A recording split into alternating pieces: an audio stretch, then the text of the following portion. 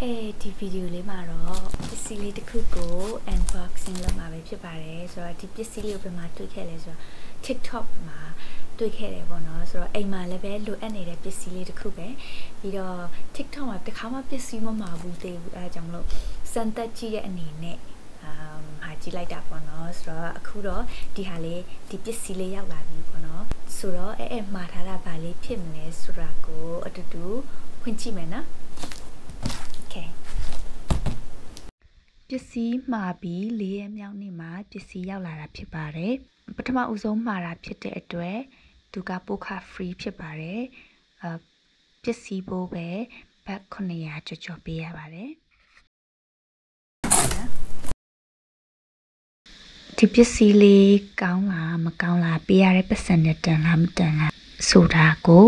နဲ့အတူတူကြည့်ကြမယ်နော်သူရဲ့ထုတ်ပိုးမှုလေးကတော့ထင်ထားတာထက်တောင်ကောင်းနေသေးတယ်။ဘာဖြစ်လို့လဲဆိုတော့သူကဒီအပြင်မှာဒီစက်ကူဘူးတစ်ထပ်ရှိတယ်အထက်ထဲမှာလည်းပဲဒီစက်ကူဘူးနောက်ထပ်တစ်ခုကိုတောင်သူကအဲ့လိုမထိခိုက်အောင်ဘူပေါင်းလေးတွေပါတဲ့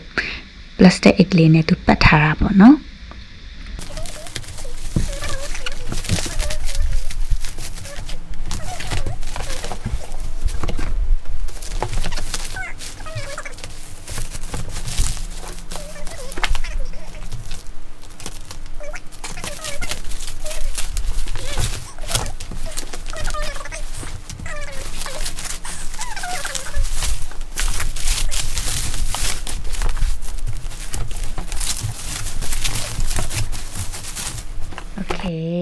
finally ဒီဟာလေးကတော့ကျိတ်ဆက်လေးဖြစ်ပါတယ်အဲ့ဒီကျိတ်ဆက်လေးမှာသူက3မျိုးပါတယ်ပေါ့နော်ပထမတစ်မျိုးကတော့အတီးဘာတွေဖြုတ်လို့ရဖို့တစ်ခုအကြီးတစ်ခုပေါ့နော်နောက်ထပ်တစ်ခုကကြတော့စက်သွန်တွေပါတယ်အသားတွေပါတယ်ကျိတ်လို့ရတဲ့ဟာနောက်တစ်ခုကကြတော့မြုပ်သီးတို့ပစွန်ချောက်တို့အဲ့ဒါလေးတွေကျိတ်တဲ့ဟာလေးပေါ့နော်ဒီ blender ဝယ်ရခြင်းရည်ချက်ကတော့အဓိကကတော့ဟင်းချက်ပြီးသုံးဖို့ချက်သွန်ဖြူထောင်းဖို့လိုတာပေါ့နော်ဘာဖြစ်လို့လဲဆိုတော့တကယ်လို့မရုပ်ဆောင်နေပါဝယ်သုံးနေဆိုရင်ကိုကအထက်နဲ့နေတဲ့လူမလို့ကိုရဲ့အောက်ထက်ကလူတွေကိုရဲ့အနီးနားပတ်ဝန်းကျင်ကလူတွေအဆင်မပြေမှာဆိုလို့ blender ကိုဝယ်လိုက်တာပြီးရင်နောက်တစ်ခုကကျတော့ချက်သွန်နေပါထောင်းရင်မျက်ရည်ပဲထွက်တဲ့ဝေဒနာမခံစားခြင်းလို့ပေါ့နော်ဆိုတော့အခုဒါလေးကိုဝယ်တော့စိတ်ထဲမှာကျဉ်းနေတယ်ပေါ့နော်ဒါကချက်သွန်လို့အသားကိုချိန်လို့ရတယ်သူရဲ့သွားနဲ့ချောင်းပါတယ်နော်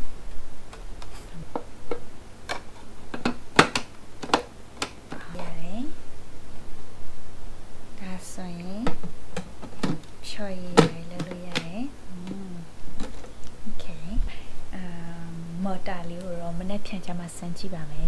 โอเคမင်္ဂလာပါဆိုတော့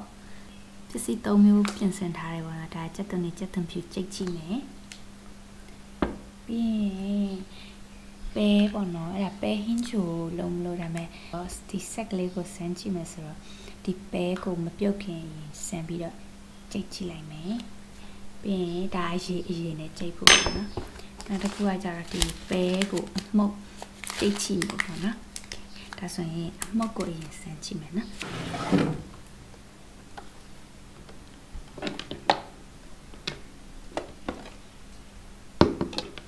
သူကအောက်မှာဒီလိုမျိုးလေး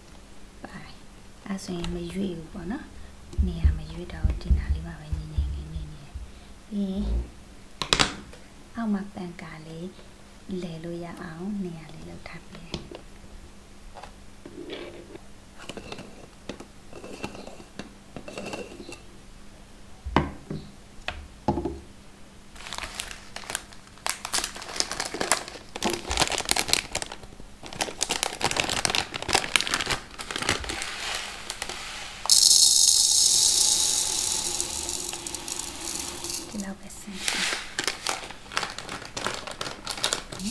ဒီလောက်လေးစမ်းကြည့်မယ်နော်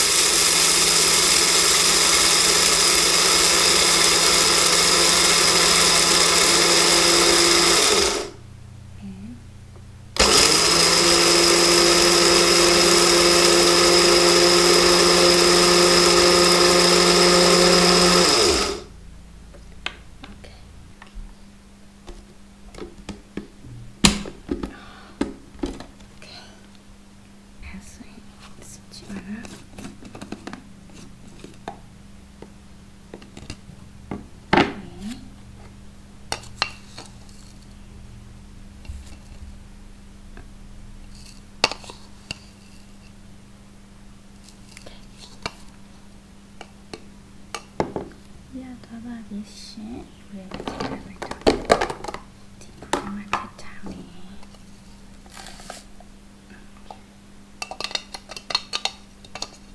ဒီတစ်ခါတော့ဒါလေးစမ်းကြည့်မယ်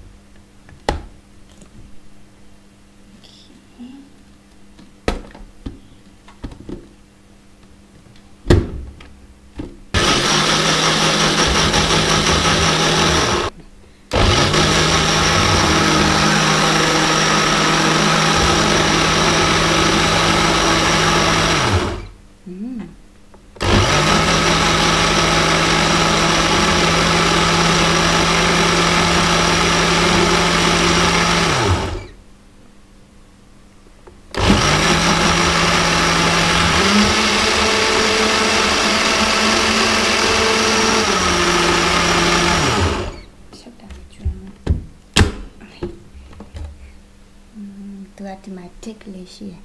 အဲ့ဟာလေးကိုဝင်အောင်လုပ်ရတယ်ဟုတ်ထပ်စမ်းမယ်နော်ဒါဆိုရင်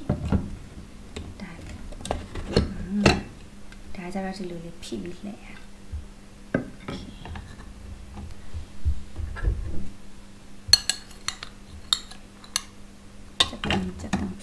ဘာဖြစ်လို့ဒီလိုမျိုးစက်သွန်တစ်ခုတည်းကြိတ်လို့ရတဲ့ဟာမဟုတ်ပဲနဲ့၃မျိုးစလုံးပါတဲ့ဟာဝယ်လိုက်တာလဲဆိုတော့ရွယ်ချက်ကလည်းအသီးပါတွေဖြောတောင်းမယ်တခုကြိတ်မယ်ဆိုလည်းပဲမထူချအောင်ပေါ့နော်ဒီလိုမျိုးဝယ်ရတာတဲ့တခုချင်းစီဝယ်ရတဲ့ဒီလိုမျိုးပေါင်းပြီးပါတဲ့ဟာကပိုတန်တယ်လို့ခံစားရလို့ပေါ့နော်ဒီလေးရှိအဲ့လေးကိုဝင်အောင်ထည့်ရမယ်โอเค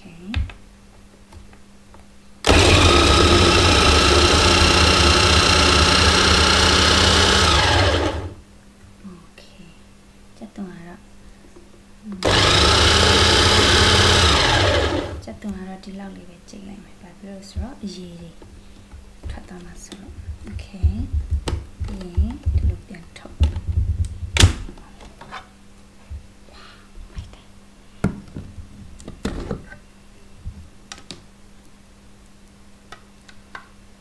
မဒါစက်သွန်ကြိတ်ထားတာလေးစက်သွန်ကြိတ်ထားတာလေးပြီးရင်ဒါကပဲကိုရေလေးနဲ့ကြိတ်ထားတဲ့ဟာပြီးရင်ဒီမှာကခုနကတော့ပဲအချောက်ပေါ့နော်အဲ့အချောက်ကိုအမုတ်ကြိတ်ထားတဲ့ဟာလေးโอเคဆိုတော့ဒီနေ့စမ်းကြည့်တော့အဆင်ပြေပေါ့ကိုအစအဆုံးထိကြည့်ရှုပေးရလို့ရောက်ချင်းဆိုင်ကိုကျေးဇူးအများကြီးတင်ပါတယ်နောက်ထပ်ဗီဒီယိုလေးတွေမှာလည်းထပ်ပြီးတော့တွေ့ပါအောင်မယ်ဘိုင်ဘိုင်